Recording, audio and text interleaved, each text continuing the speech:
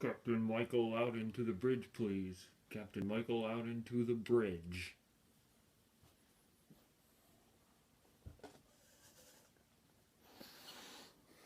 Hello, Mikey's crew. It's Captain Mike Loudon here. The reason why I say that is this video, you may have seen the title of it, is about Star Trek. They're just celebrating their 50th anniversary. They're running a marathon right now, actually, on BBC America. It actually started last night.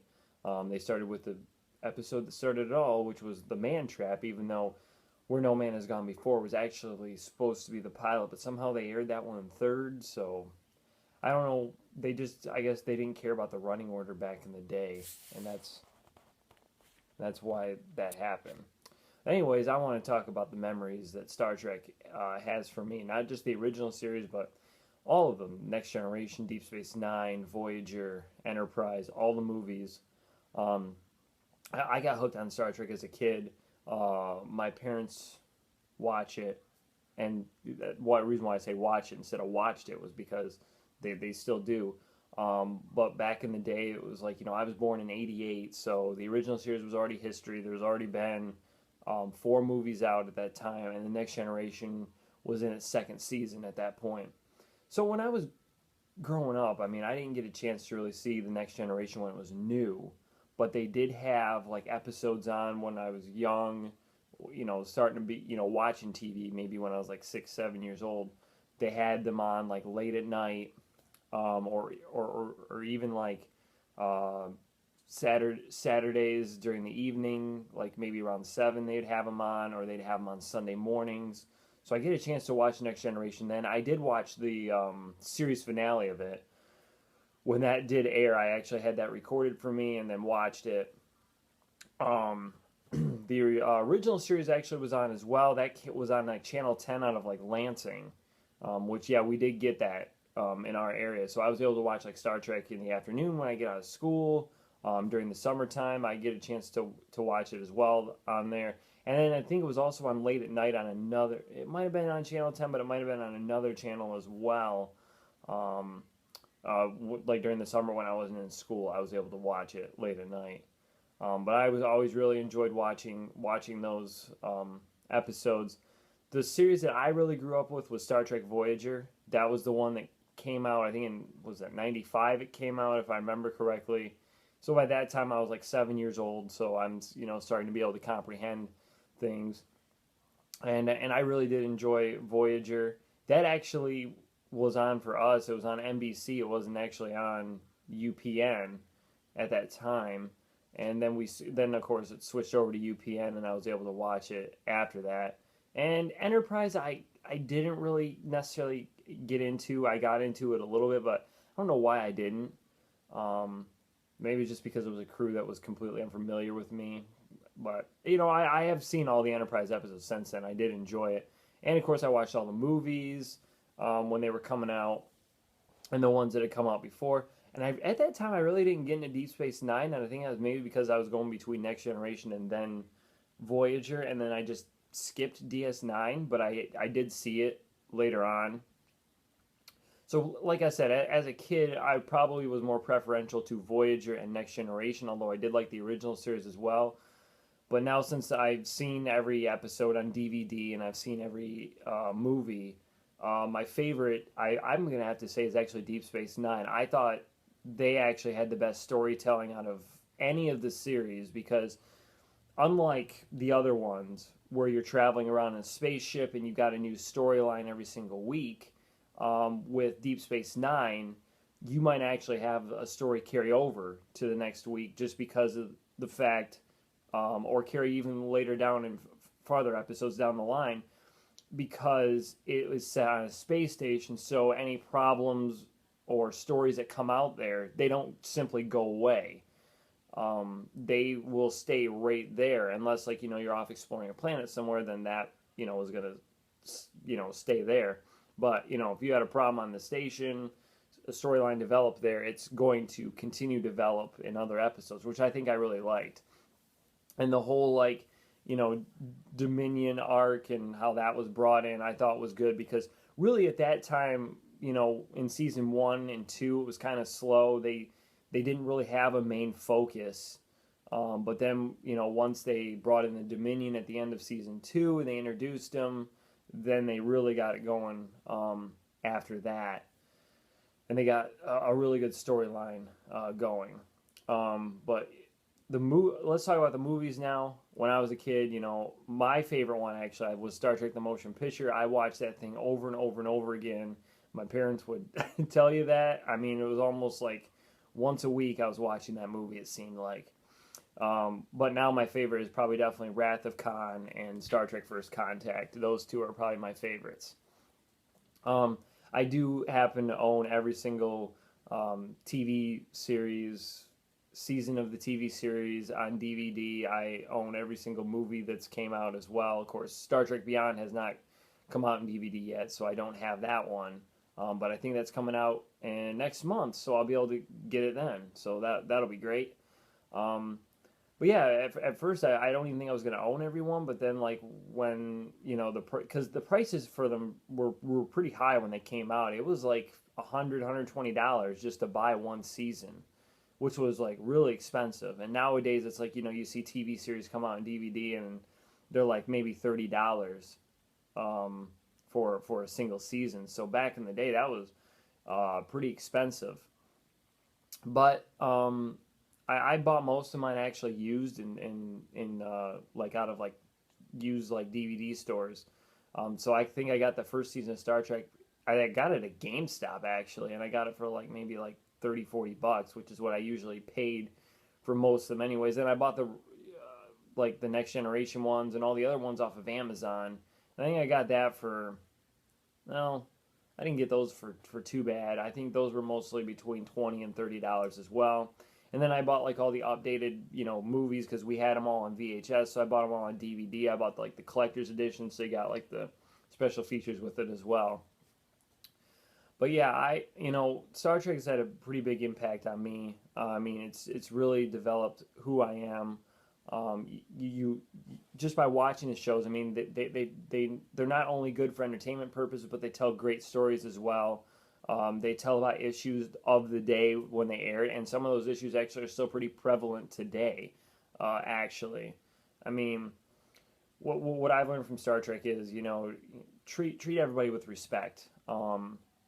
Respect all life, no matter what it is, because it could be an animal or who they are. Respect them, and that's what Star Trek has really taught me, is to integrate with others, get along with others well, and that's fine. And I mean, we're gonna have our disagreements with others, but as long as we don't turn it into hatred, violence, that's good. As long as we don't turn it into that, that is good. If we turn it into that, that's bad. So we can have our disagreements, but everybody's going to have their disagreements, and that's fine. But just don't let it get to that boiling point where you try to attack that person or go after that, go after somebody. So it's really taught me to, respect others, to get along with others, to, be polite with others. And if you're going to disagree with somebody, have a good argument about it, but not to the point where you're going to yell at somebody over it. That's what I take away from it. And besides having all the movies and the DVDs and stuff, I mean, other influences had on me. I dressed up as in a Next Generation uniform when I was younger. I actually had the communication badge. I had a phaser to go along with it. I even bought a uniform later on, another Next Generation uniform to dress up for Halloween when I was an adult, actually just a few years ago. Let's see. I have Star Trek figurines, like the little model ships, like that Micro Machines came out with. I had those as well. And actually, I still have those. I played a lot of the Star Trek video games, even though a lot of them aren't that great. I've played some of them that are pretty good, like Star Trek Voyager Elite Force. I know Star Trek Shattered Universe kind of gets hated on. I don't know why. I thought that was actually a pretty good game. There was maybe one level in there that I thought was a little too long, but otherwise I thought that game was pretty good. I don't know why everybody really hates on that. But, just talking about, let's see what some of my favorite episodes were for, like, each series. I think let's start with Enterprise. I liked the two-parter in in a Mirror Darkly. I really liked that one, where we found out where the Defiant went from the original series, how it went back into the alternate reality of the Mirror universe. For Voyager, I would say my favorite one in that was probably Year in Hell, where they were attacked by the Krenim.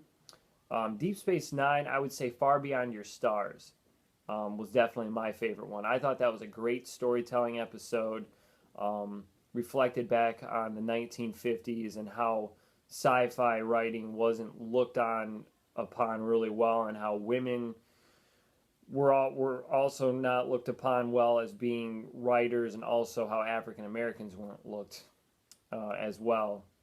So I thought that was a really good storytelling episode there, and how Benny Russell wanted to write this story about Deep Space Nine and how he wanted it out there for everybody to read and to enjoy, and it just kept getting turned down because of the fact the lead character was African American, and back in that day, unfortunately, that wasn't going to fly well.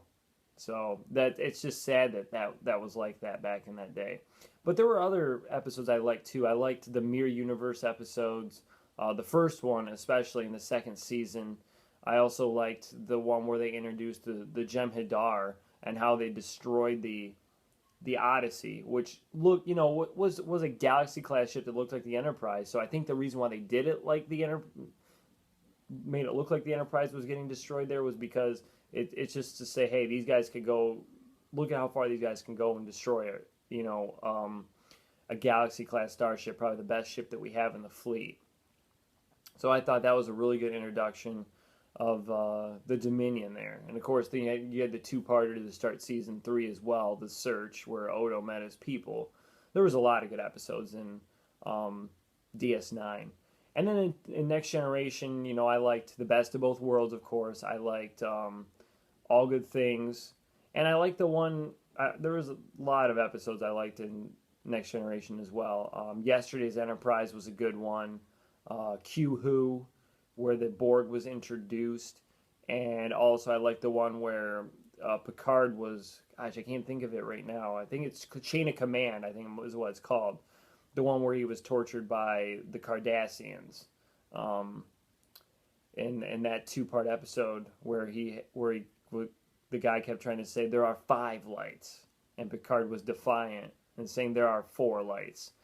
And then in the original series, I liked Balance of Terror, of course, City on the Edge of Forever, Mirror Mirror. What else was there? The Doomsday Machine.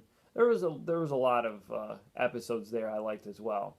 So those are my reflections on Star Trek on the 50th anniversary, what it means to me, what some of my favorite episodes were. So if you've got any favorite episodes or favorite movies or what Star Trek means to you, post those in the comment section below. I'll be more than happy to respond and talk to all of you. Drop a thumbs up in this video if you enjoyed it. Thank you for watching, and thank you for subscribing. And that's actually all I'm going to say. I'm not actually going to do my usual ending here. I'm just going to end it like this. Live long and prosper. Michael over and out. Mikey's crew, you guys are the best. Live long and prosper. Subscribe there. I almost forgot to completely say this, but when I met my wife Kathleen, she wasn't into anything Star Trek. In fact, it took a little nudging to get her into it, but as soon as I started showing her the original series and the Next Generation, Deep Space Nine and Voyager, she got into it. We haven't seen Enterprise yet. We've seen the new movies, but we haven't seen Star Trek Nemesis yet, because I'm trying to show these actually in the timeline that actually flows for Star Trek. So we started in the original, watched the movies, then we went to Next Generation, and watched those movies, and then went to DS9. I mean, if we were to actually show it in the actual timeline, we would have actually had to start DS9. I know when Next Generation was still going on, but we wanted to watch the whole series and then go on to the next one. So then we went kind of, DS9 and then Voyager. So she really enjoys them, by the way. But I mean, right now actually she was actually up there watching the episodes on BBC America. So that's great to see. And I mean, I mean, it's not like she's a big as one as me. She wouldn't like sit down and probably watch like a whole season in one day. Well, I mean, I don't think you can really do that anyways, because you'd be sitting there for like, well, you could, but you'd be up all day and night. Um, but I mean, she wouldn't sit there and maybe watch like a whole disc, like 4 episodes in a row or so. She might do 1 or 2, but that'd be about it. I mean, she likes it, but probably not as much as I do, but has got into it like me. So I just wanted to add that in there. That my wife really enjoys as well. I was actually going to mention that, but then I almost completely forgot. So once again, live long and prosper.